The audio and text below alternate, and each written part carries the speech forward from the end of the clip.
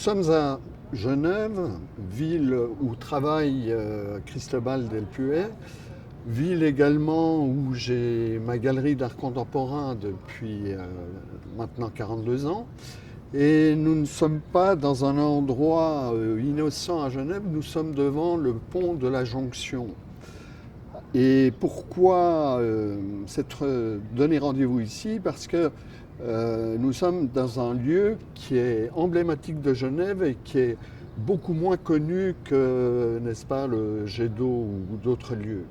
Il y a déjà quelque chose de pictural dans ce paysage, c'est le fait que nous sommes devant la rencontre de deux cours d'eau, n'est-ce pas, l'Arve qui se jette ici dans le Rhône. Donc on peut dire que dans ce paysage, il y a déjà une référence à la peinture. Et la jonction, qu'est-ce qu'une galerie sinon un lieu de jonction? Le nom de ma galerie, Andata Ritorno, qui signifie donc aller-retour en italien, est l'idée d'une métaphore de la communication. Qu'est-ce que la mission d'une galerie? C'est bien de transmettre la créativité des artistes à un public. Donc on pourra dire qu'il est question de jonction.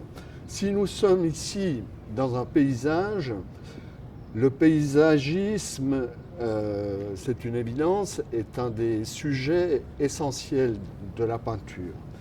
Le paysagisme, mais également le portrait.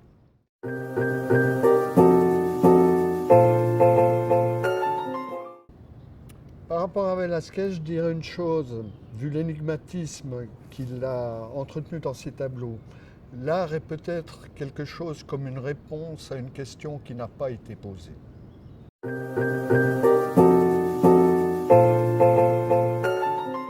Pour en revenir au tableau de Cristóbal del Puig, Cristóbal a déplacé l'importance des personnages en question. Premièrement, du tableau premier, il n'en garde que la présence de Velázquez. Les nains sont réduits, ne prennent plus la première place. Il y a la présence de la Ménine, mais pour moi, une chose intrigante et importante, c'est la place que Geneviève Morand, sa compagne, prend en fait dans le tableau. La reine du tableau, finalement, c'est Geneviève Morand, c'est plus la Ménine. Si je parle au niveau des proportions dans l'espace.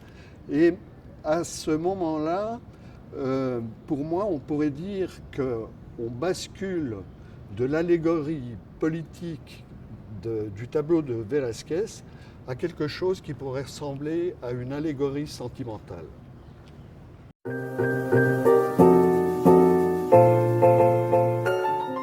Je pense qu'un tableau qui donne directement ses clés, je pense que l'art démonstratif n'est plus de l'art. Le didactisme est une bête noire de l'acte artistique. L'énigme que peut procurer un tableau est quelque chose d'absolument essentiel. Ce tableau, qu'on connaisse l'histoire de l'art ou non, est très, très énigmatique.